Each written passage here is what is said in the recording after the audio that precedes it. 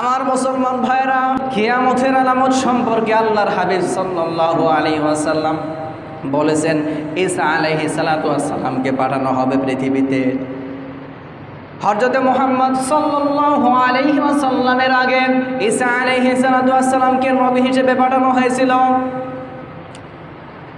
তাকে পাঠানো হয়েছিল খ্রিস্টানদের মধ্যে।